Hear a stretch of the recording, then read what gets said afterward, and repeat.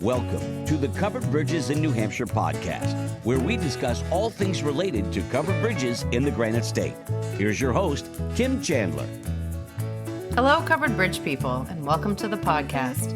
Today we're speaking with Rick Kfoury, president of the Boston and Maine Railroad Historical Society.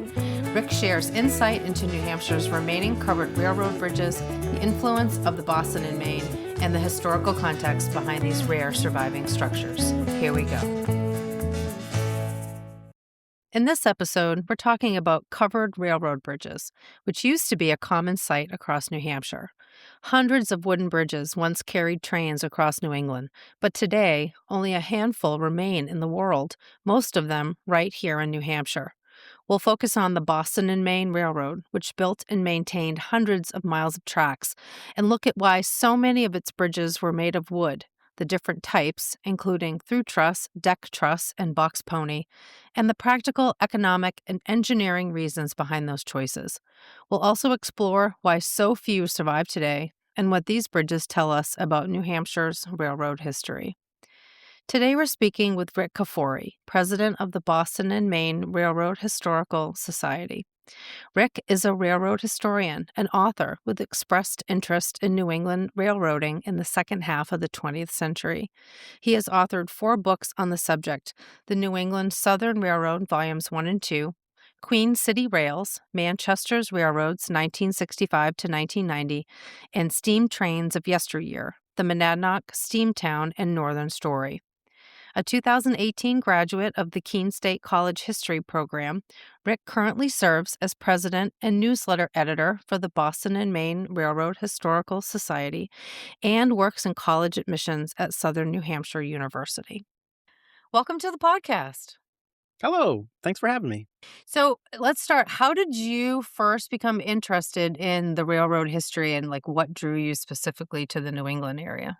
Yeah, definitely growing up, it was kind of like a childhood interest, definitely how it started out. Definitely just kind of like the mechanics of it and just like being around trains was always exciting. And, Thomas the Tank Engine was definitely kind of a gateway thing for a lot of us younger kids. But I think I remember around, maybe when I was starting to start like elementary and middle school, it really kind of morphed into the history of it that started to really kind of take most of my interest in that direction.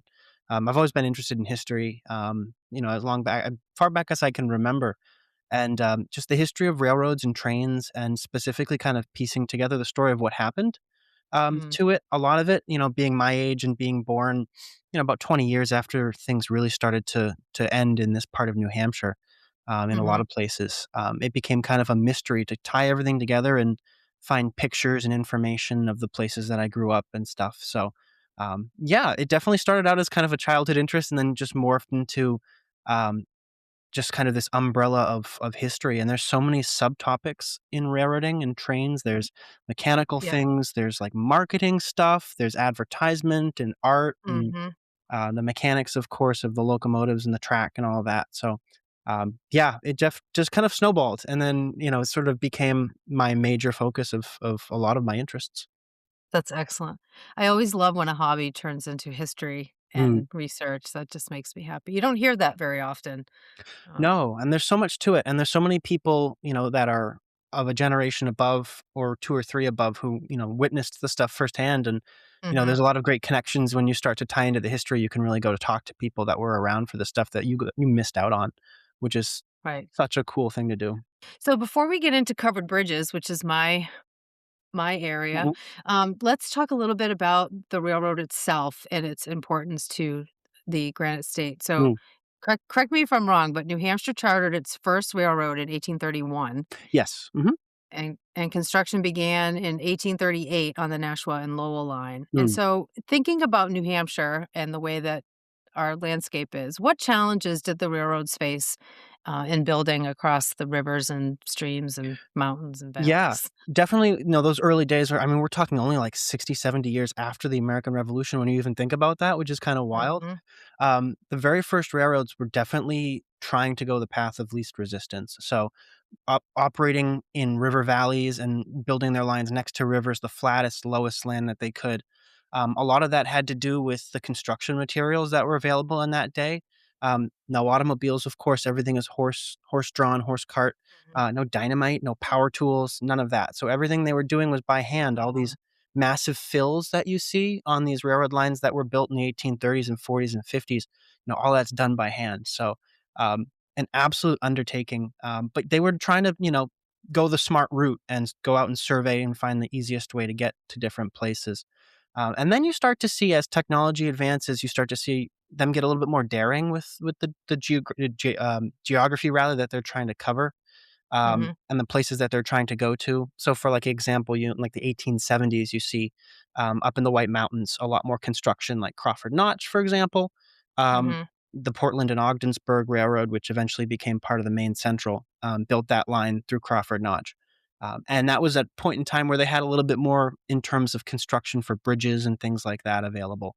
Um, Mhm. so for sure, the early days they were trying to go, the path of least resistance, connect these major population centers, and then later on, you start to see them get a little bit more daring in terms of construction. A lot of bridges started out obviously made out of wood because that's what they had Mhm. available in the Right. 40s, 50s, 60s, up until the 1870s. And then once you start to see steel come into play a little bit more, a lot of those Mhm. bridges are replaced with better bridges and steel bridges and that sort of thing. Um, Right. but yeah, most of the time, the big obstacles that the railroad faced in New Hampshire was mostly cutting through rock and getting through major rock faces. We didn't really tunnel in this part of the country, not like we would out west. But what they did is they tried to cut these big rock cuts through granite faces and rocks and things like that. And so in the early days, it was black powder, and then later on, dynamite and that sort of thing. And there's some pretty fantastic rock cuts out there. There's one near Keene on the line that ran to Bellows Falls. Mhm. There's one, I believe, in Newbury, New Hampshire, by Lake It Sunapee. it's Yep, amazing. the Newbury Yeah. Cut, yeah, Yeah. really cool. Rock climbers, I think, will use that every once in a Yeah. while. They And then do. there's one in Orange, New Hampshire, on the northern line, and I believe there was another big one between, Plymouth and Haverhill, on the Boston, Concord, and Montreal. So, yeah, those were the big obstacles, was getting through, the rock faces and the granite. But they found a way to do it, and the demand was such that all of these engineering problems were solved pretty quickly. Well, that was my next question, like, why were the railroads so important, and what was the political climate like for the Yeah. railroad? The rise of the railroads in the 1830s, 40s, and 50s pretty much paralleled the rise of the Industrial Revolution in this part of New Mhm. England. You had some mill development before that. Manchester had some mills in the early 1800s. Harrisville, I believe, had some early mills and a couple other places. But you really start to see the rise of the mills in the 1830s and onwards. Um, and that sort of parallels the rise of steam power, the first railroads in New England in the 1830s. And so they kind of go hand in hand. And so it's that economic development, that driver to have better transportation for your goods and your raw Mhm. materials to and from your population centers. And also to bring people in, to bring, a source of labor from French Canada and places like that, um, and passenger travel as well from place to place. And so it's definitely the economic driver. It's the industry and the commerce that's pushing the development for the railroads.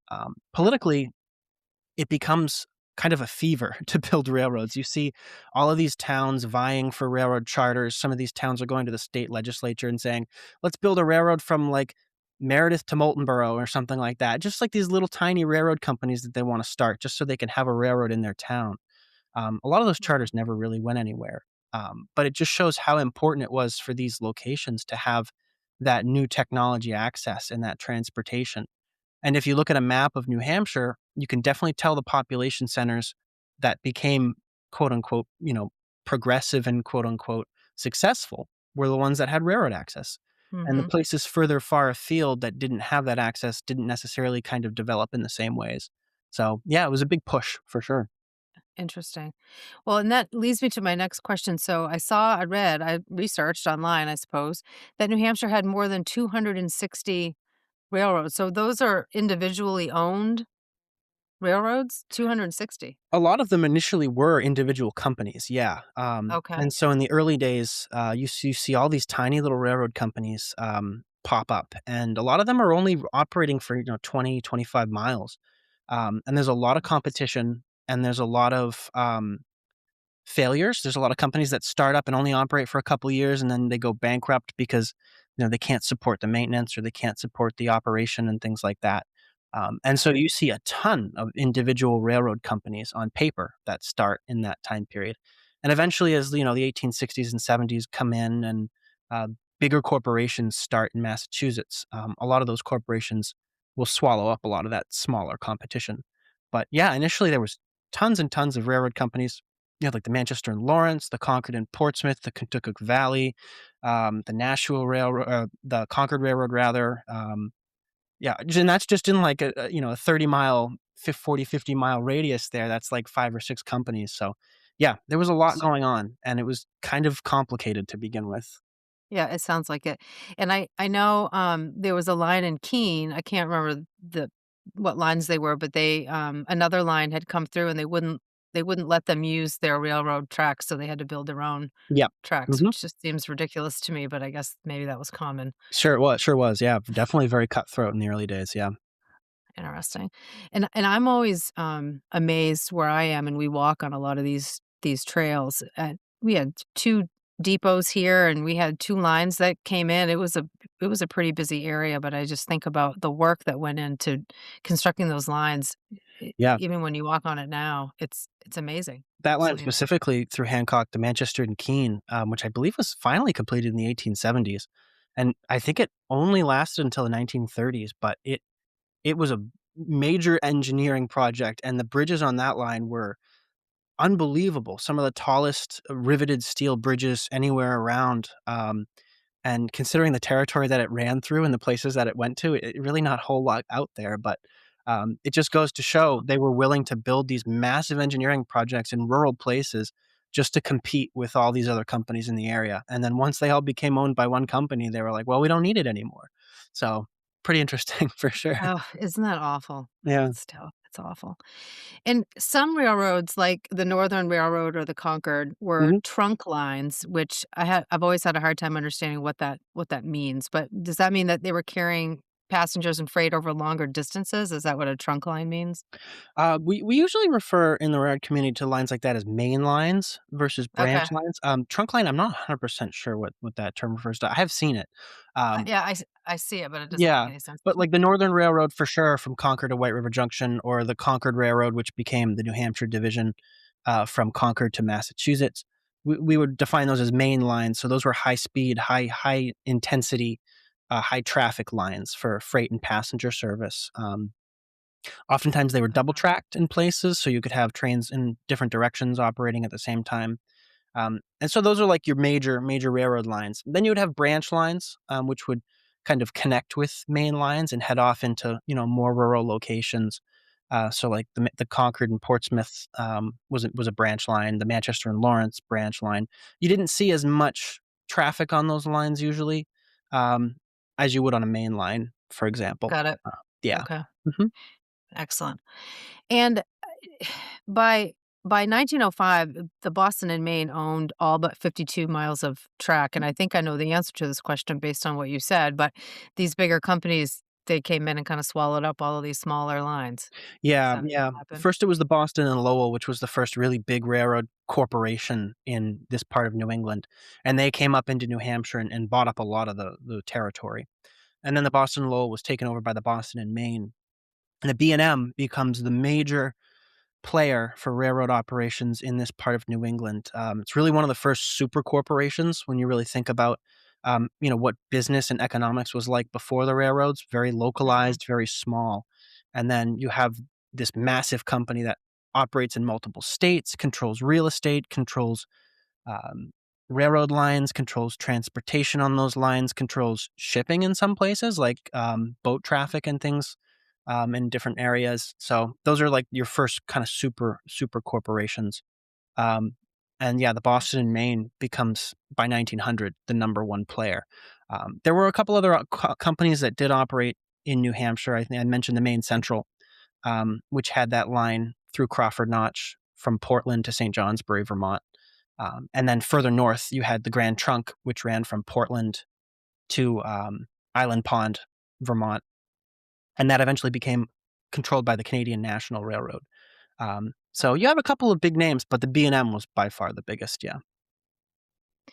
And I did read somewhere that by 1910, most people lived within 25 miles of a railroad. Mhm.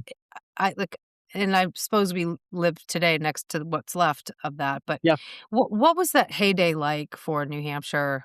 And how did it change New Hampshire? Yeah, the railroad definitely changed a heck of a lot about New Hampshire. You start to see people live further away from major population centers, and commuting to work is definitely something that people didn't really do before the railroads came in.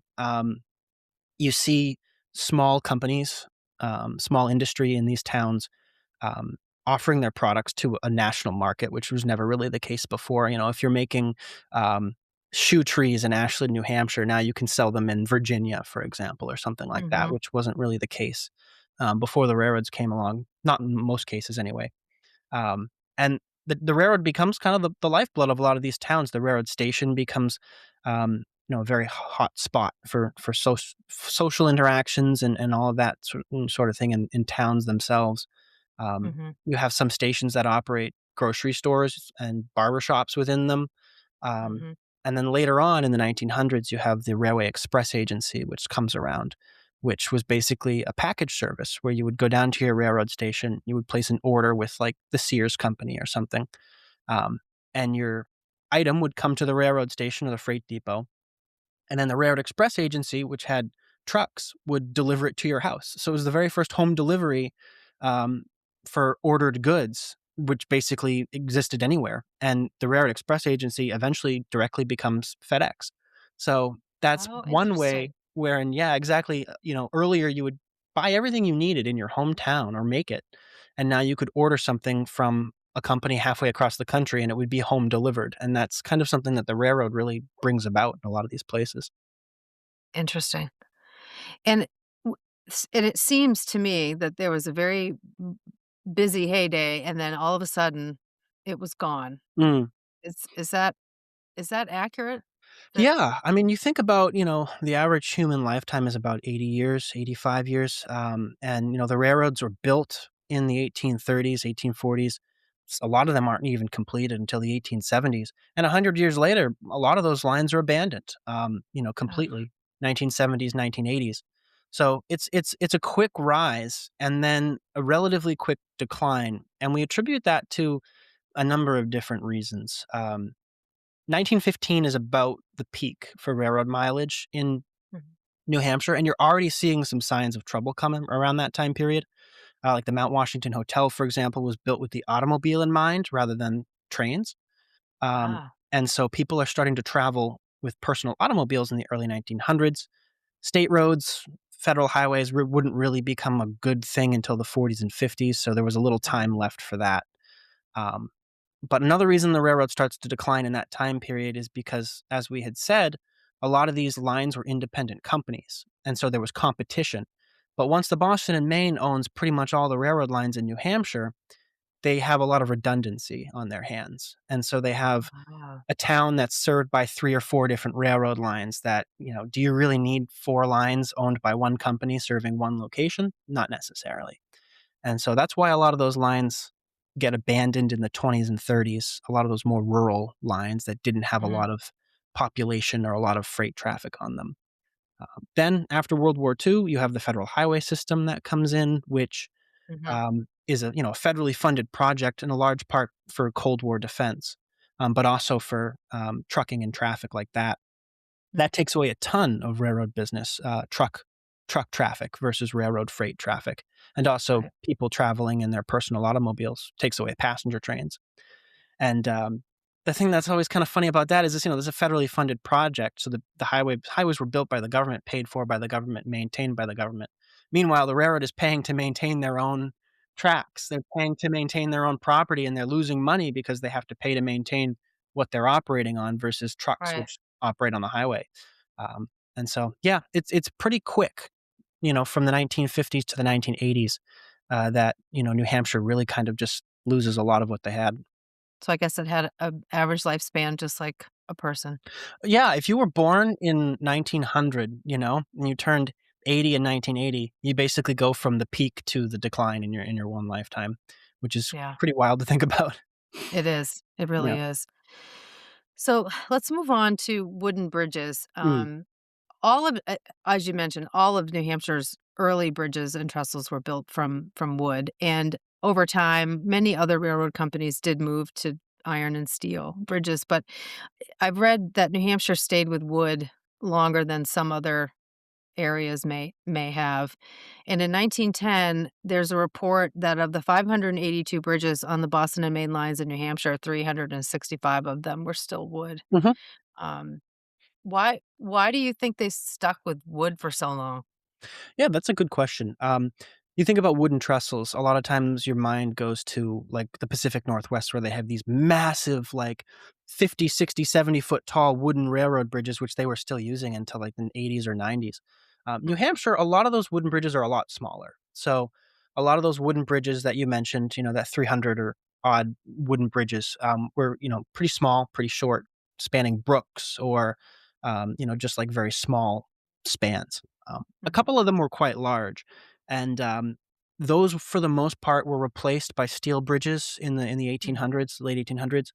But the fact that New Hampshire retained a lot of its smaller wooden bridges, was probably primarily because they were smaller and easier to maintain. But also, the lifespan of a wooden trestle for the most part is pretty good, mhm. and depending on what you're carrying over it. So Right. for the most part, you wouldn't really see wooden bridges on a main line necessarily because you'd have heavier and faster trains running over them.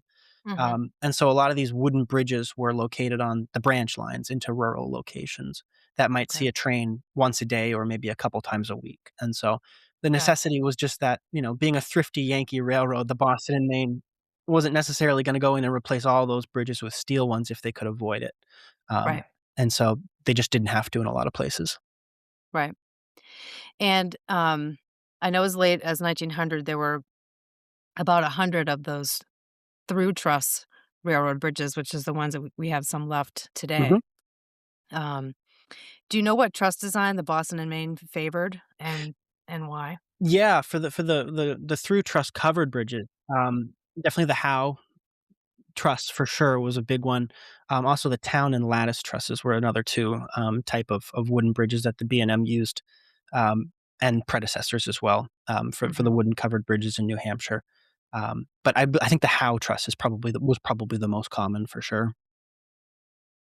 And there are 6 historic through truss railroad bridges left in North America, and New Hampshire has 4, Yep. which is really special. And I guess, we talked about this a little bit, but why do you think so many were lost? And you answered it, I think, already, that for a lot of these main lines, they were gonna use, steel bridges because Yeah. of the traffic and the weight. And there were 3 of those wooden covered bridges near me that were lost relatively recently, the Bennington, the Goffstown, and the Hillsborough Railroad bridges. Can we talk about those bridges? Yeah, that's a really good point that you mentioned there is that, you know, why were there so many and where did they all go? And fire was definitely, the big claimant of a lot of these bridges. And even the ones, that not the ones that you just mentioned, but there were a couple that were around until relatively recently that were lost to fire. There was one, um, in West Manchester at Kelly's Falls, on the Goffstown branch. That was a Yes. covered Mhm. bridge that burned in 1941, I believe. Um, and then you have the 2, of course, 2 or 3 actually, um, on the Merrimack River and Hooksett that were washed away by the flood, and smashed. And Yep. so a lot of the bridges, the covered railroad bridges that we lose in the period before the 1960s were lost to fire or floods or things like that, um, Mhm. especially on the rural lines.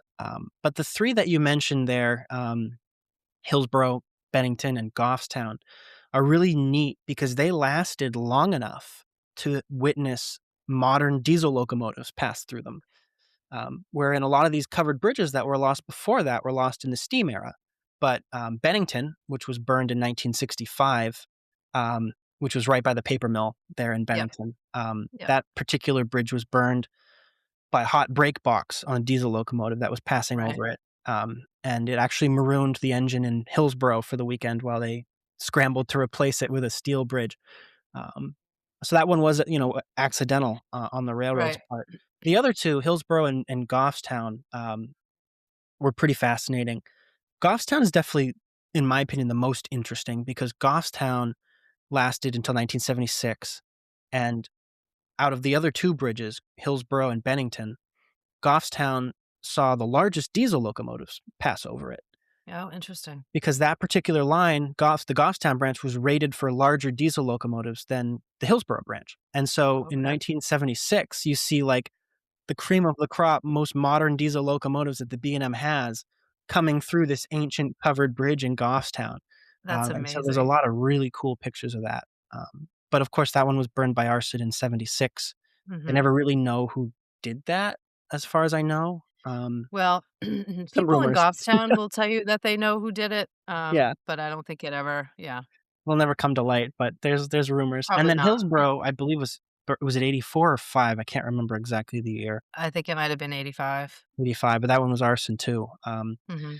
Yeah, so within, 10 years, you see the last 2 in that region lost, to arson, which is really too bad because if it hadn't happened, we'd have a couple more, but Right, exactly. yeah. Well, and I did, I was presenting somewhere locally, and somebody had mentioned that the only reason why they built another trestle in Bennington was so that they could get their train back.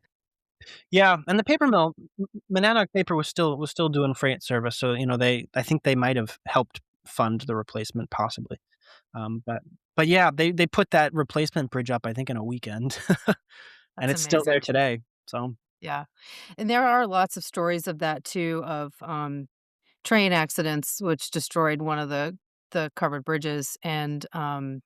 they put in another bridge of some sort almost immediately because they didn't wanna stop the train service. Yeah, I think there was one, on the Claremont branch, and I think there was one in Rochester too, in Gonick that might have Yes, been and destroyed. Gonick, mhm. Yeah, mhm.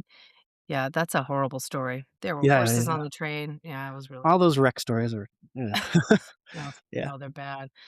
And so in New Hampshire, on the Sugar River Trail now, there are 2 historic through truss covered bridges, the Wrights Bridge and the Pier Bridge, which Mhm. are absolutely amazing. Mm. Can you talk a little bit about the history of those bridges and how they were used? Yeah, absolutely. So that line was, built as the Sugar River Railroad, I believe, from Claremont to Newport, and, eventually became part of the Boston and Maine, of course, as the Claremont branch. And those 2 bridges are probably, I would say, maybe the most photographed railroad covered bridges in New Hampshire, just because it was such a recognizable piece of New Hampshire railroad history. It was called Mogul Country, because the steam locomotives that they used on those lines were 260 Mogul type steam locomotives, and they became so synonymous with that region and those covered bridges that those small locomotives and those wooden covered bridges basically go hand in hand when you talk about New Hampshire branch lines. And yeah, so those 2 bridges carried freight and passenger right up until 1954, when the Boston and Maine sold that line to Samuel Pinsley, who was a short line railroad operator, and Mhm. he sets up the Claremont and Concord Railway, which is an independent company to take over what the Boston and Maine didn't want to operate anymore. And they operated passenger service on that line for about a year from 1954 to 1955. And then thereafter, those bridges were freight only until 1977 when the Claremont and Concord stopped running out to Newport. Um, but there's another example of 2 ancient wooden bridges that were seeing modern railroad freight traffic right up until the 1970s. And couple people that I know that worked for that company remember going through those bridges, back in the That's so 70s, great. bringing a car or 2 to Newport of lumber or whatever they were taking out there. And that's such a cool thing that there are people who are, in their 50s and 60s and 70s now that worked on these freight trains that were going through these covered bridges that go back, to the 1800s. And it's such a generational link that basically covers almost the entire history of railroading in New Hampshire when you think about it. So when the Boston and Maine stopped running trains, I know some of those communities, some of the local communities would purchase the rail bed, or they would end up owning the rail bed somehow or another. I'm Mhm. not sure how. Was it up to the communities to take the rails out, or did the Boston and Maine do that before they stopped, or did they just leave it? Yeah, so no, the railroad company, whether it was the Boston and Maine abandoning a line or whether it was, an independent company that had come in and tried to operate the line themselves, like the Claremont and Mhm. Concord, the railroad company always removes the rails, unless Okay. it's sold to the state of New Hampshire or something like that, and then the state might do it. Um, Okay. so, like, for example, like the Northern Railroad, I believe the rails were removed by Guilford Transportation, who took over from the Boston and Maine, but I think the state removed some of the rails that Guilford didn't take up, so it gets a little sketchy, but for the most part, when a railroad company abandons a line, they come in and salvage the rails. They wanna remove the Okay. rails so they can reuse them other places for the most part, or scrap them. Yeah. Okay. Interesting. So speaking of Pinsley, Mhm, he, I believe, owned the what is now Clark's Bridge at Clark's Trading Post or Clark's Bears, mhm. that the Clark's brothers took apart in the winter, by the way, um, and numbered every little piece and brought it back to Lincoln. But can you talk about the history of that bridge and how it started and how it ended up here?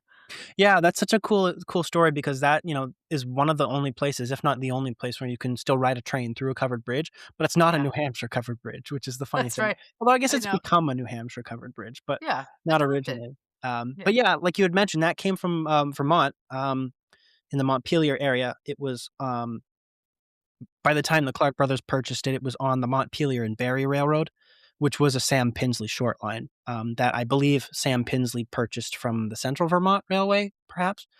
Um, but that bridge, like you said, they took it apart and brought it over here and reassembled it. And I have a ton of slides, that were taken by Benjamin Perry, of Woodstock, of them reassembling that bridge in Oh, really? North Woodstock, yeah, when they put it back together on at Clark's Trading Post. Yeah, that's such a cool thing because you go there now today and you can ride a steam powered train through a wooden covered bridge, which is basically as New Hampshire as it gets when you think about railroading. So, Yeah. Yeah, yeah. the only problem with that is there's a wolf man that comes out from behind the bridge Yeah, and right. shoots at the train with a shotgun, yeah. Exactly, yeah. But, yeah, it's really cool too. Another thing that's really neat about that bridge is, when these railroad bridges were built in the 1800s, they were supporting, commerce and travel, which were a big part of New Hampshire's economics at that point in time. And now you have a railroad covered bridge that's supporting tourism, which is a Mhm. major part of our economic, landscape here in New Hampshire. So, still has a role to play even today. Right. Yeah, it does. And finally, the Kentucky Railroad Bridge, is the oldest surviving through truss railroad bridge in the country. What can you tell us about Yeah. that bridge? The Kentucky Bridge, is really cool because that's another bridge on the Claremont line, and so you had them, going from Concord to Claremont, the ones that I can think of off the top of my head. There's one at Mast Yard, um, and Mhm. then there was one, obviously, Kentucky, and then there were the 2, out in Newport that we mentioned earlier, but the Kentucky Bridge, is smack dab in the center of town right there in Kentucky. You have the railroad station right there, um, and then you have that great stone bridge right next to it and everything. Yeah, that bridge replaced an earlier wooden covered bridge that there's a couple pictures Mhm. of a Yeah, I've seen it. different design. Mhm. Yeah, and has an interesting history. It was damaged in '36 and '38 by the flood and the hurricane, respectively. Yeah. Basically picked up right off of its, foundation and tilted sideways, but the rails held it in It place, which is kinda cool. it Um, yeah. yeah, that bridge carried your steam-powered freight and passenger trains right up until the early '50s. And then, when Sam Pinsley took over in '54, they didn't really run to Concord very much, the Claremont and Concord, because there really weren't any freight customers from Kentucky to West Concord, Mhm. and the Boston and Maine was still operating that line as far as Swenson Granite, so there really wasn't any reason to go all the way into Concord. But Kentucky was pretty much the farthest east that the Claremont and Concord would operate to. And so you would still see diesel locomotives going through that bridge until, the early 1960s. I believe 1961 is when they stopped running, to the Kentucky area, and then they pulled the rails the next year in '62. Um, Wow. yeah, another example of, this 1850s era technology, 1860s and '70s construction, lasting right up until recent memory. So, Mhm.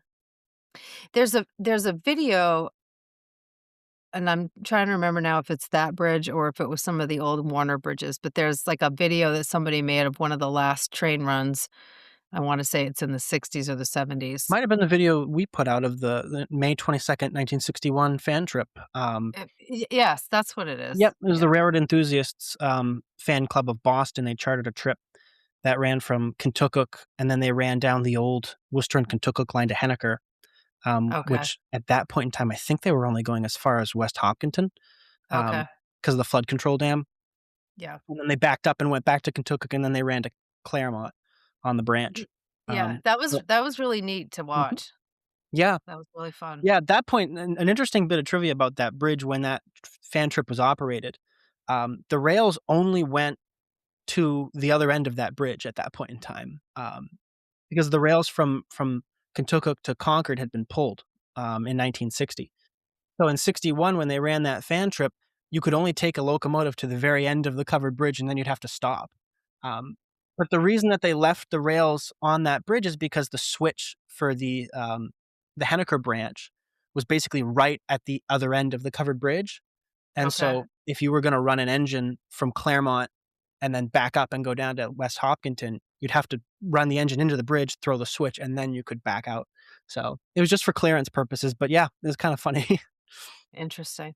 Another type of wooden bridge that is an authentic covered bridge because the trusses were covered, Mhm. is a deck truss bridge, and there were several of those, many, many of those, and some beautiful images of some Connecticut River deck truss bridges, which are absolutely beautiful. Yeah. And they're often overlooked, and think people don't understand that they were covered bridges because the train went on the top.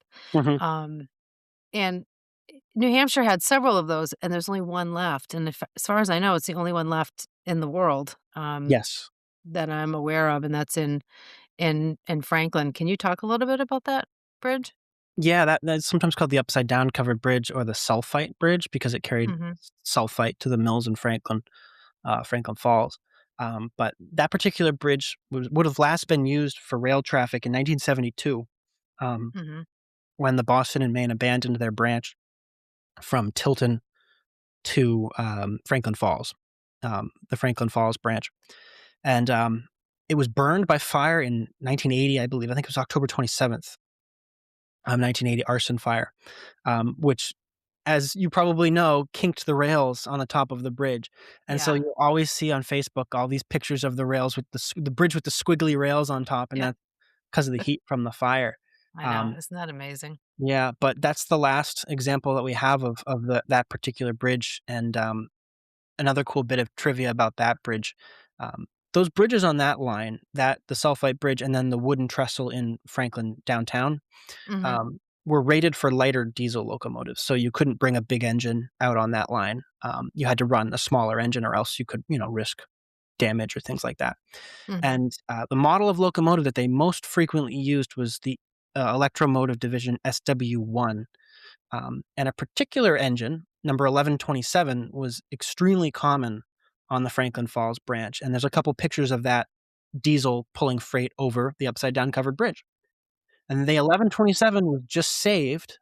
It was in Pennsylvania, at a railroad in Pennsylvania. It was gonna get scrapped, and a couple friends of mine started a GoFundMe and ended up raising $65,000 to Wow. save the 1127 because it was one of the most famous diesel locomotives on the Boston and Maine. You saw it on all the branch lines. Um, and it's just this week heading to the Danbury Railroad Museum in Danbury, Oh, Connecticut. nice. Oh, Uh, that's so great. Piece of New Hampshire covered bridge history, one of the specialty diesel locomotives that were used on these lightweight branch lines is gonna get saved and preserved, which is super, That's super cool. excellent. Yeah. That's excellent news. Mhm. That's fabulous.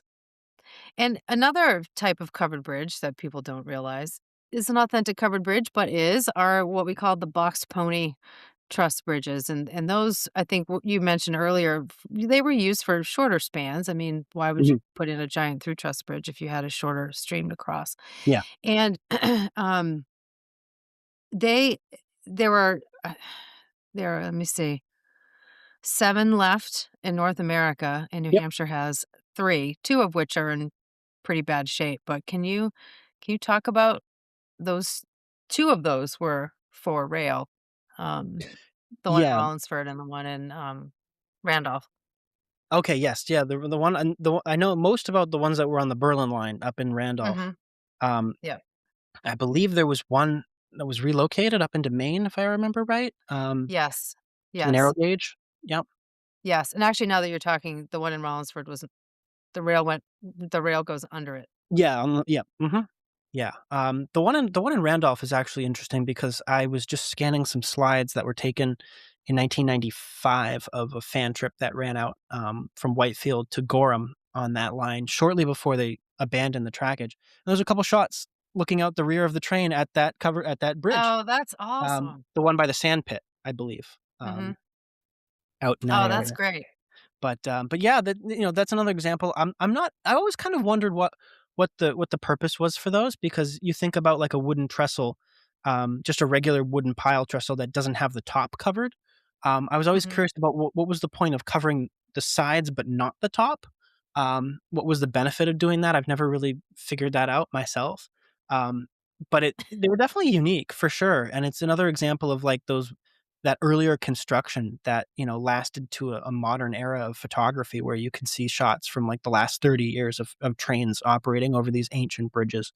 And it always makes you ask questions as to, what was the need for that engineering when they built it and how Mhm. the heck did it last so long? Right. Right. And I don't know if you're familiar with the Rollins Farm Bridge. That bridge was built initially to cross the Boston and Maine over Mr. Rollins' farm. He Mhm. he said, "Yeah, you can have the right of way, but you need to build a bridge for Yeah. me." And it's owned by the railroad now. It's where is it the Yankee, the Downeaster? I don't know, the train that goes Oh, from that would be Portland yeah, that'd be to the Western Route main line, so it would be the Downeaster and the freight yeah. traffic. Yeah. And that bridge is in horrible shape. Like, Oh, every yeah. time I go out there, it just looks worse Oof. and worse and worse, and so I don't think the railroad has any, plans to do anything about it, so I have a feeling it'll be gone. Probably not, unfortunately, especially now that the railroad is owned by CSX Transportation, which is based out of, Jacksonville, Florida. They probably have no interest in the local history or anything Yeah, like that, you probably know? not. No. Yeah, probably not. So, we've talked a lot about the surviving covered bridges, and I'm thrilled that we have more it seems like we have more in New Hampshire than anywhere else, which is a point of pride for us. Yeah. But what do covered bridges, especially the railroad bridges, mean to you personally? Yeah, again, it's a really solid part of the railroad story in New Hampshire, and, they were synonymous with New England railroading. When you think of these covered bridges and the steam engines and later the diesels that ran through them and all of that, and the photographs we have in the film and all of that, it's just it's was synonymous with what the Boston and Maine was to these communities. And something that really struck me about this when I was reading through the questions that you asked is, what did these covered bridges mean to to these locations? And the covered bridge was to the railroad what the railroad was to the town in a way, because the covered bridge was a symbol of an earlier time in railroading, and for a lot of these towns, the railroad was a symbol of an earlier time in the town's history. By the time that you come to the end of a lot of these railroad lines, Mhm. and towns like Goffstown that still had a railroad covered bridge right up until the end, basically, of rail service in their community.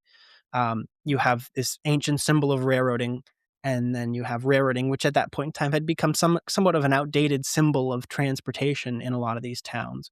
Right. So it sets the dial back, decades and decades, and it's like seeing a colonial house, on a town in New Hampshire, and you go, Mhm. that is a physical manifestation of something that you can normally only read about in a history book, and Yeah. being able to go and see a covered bridge like the Pier Bridge or the Wright Bridge, and then when you just drive around that country road and there it is, in person, larger than it looks like in a photograph and more impressive than it looks like in a photograph.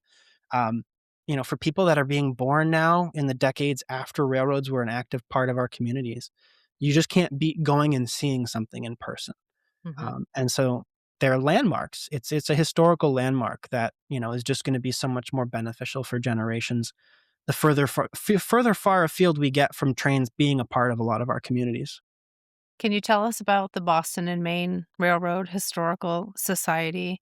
What do you do? Who's it for? How do people find you? So we were formed in 1971 by basically railroad enthusiasts, but also employees of the Boston and Maine because the B&M was still an independent company at that point in time.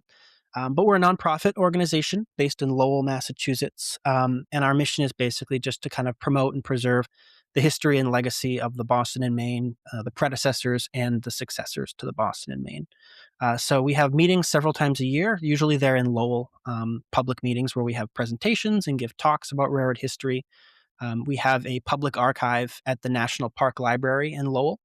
And you can go down there and dig through maps and documents and photographs of the Boston and Maine. We have a website where you can find an online archive where we have digitized a number of documents for people to peruse. Hmm. We have a YouTube channel where we publish videos and documentaries that we make about the Boston and Maine, the equipment, the locations. We have a really cool series that we just did about Steamtown and how that started in New Hampshire and Vermont. And we also publish a magazine a couple times a year and a newsletter. So if you sign up as a member, you can support us and also get something in the mail every once in a while. So it's a good group. I definitely recommend if you're interested in trains or railroading or even just New England history. It's a great place to start to learn a lot more about it. Excellent. I am a member. Your newsletter is fabulous. Your Thank you. YouTube channel is outstanding. Fabulous videos, and it brings it to life. I think seeing you there and talking about, here is where I'm standing and this is what happened here. It's just it makes it real. I Mhm. think in a way that reading it in a book doesn't always click Yeah. with people, and so I think you're bringing the railroad history to a whole different group of people, and I think and I'm one of them. So thank Yeah. you. And that's another thing too, is that railroad history touches so many different things. I mean, your covered bridges is your forte. Railroad history ties into that. If you're Mhm. into any number of topics, usually you can find trains in there somewhere. Yeah. And so if you want to dive into the universe, that's all you have to do is just start looking. And then you'll get really into it like me. Yeah. And finally, you've authored some books as well. Where can people find your books? Yeah. So the first two that I wrote were about the New England Southern Railroad, which was a short line railroad, based out of Concord in the 1980s and 90s. And those are available online. I think if you just Google New England Southern Volumes 1 and 2, you can probably buy them online still. Those are I think those are printed to order. The other two, Manchester, Queen City Rails, Manchester's Railroads, that is out of print, unfortunately. But I think you might be able to still find some in different places.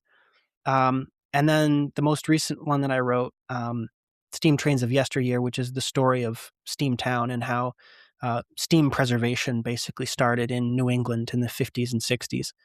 That's still available on our website as well. Excellent. Great. Well, I will put the links to all of that in the show notes so that people can join and find you and support your work and see Great. all the great things that you're doing. Awesome. So, thank you so much for talking to me today. Awesome. Thank you so much for having me.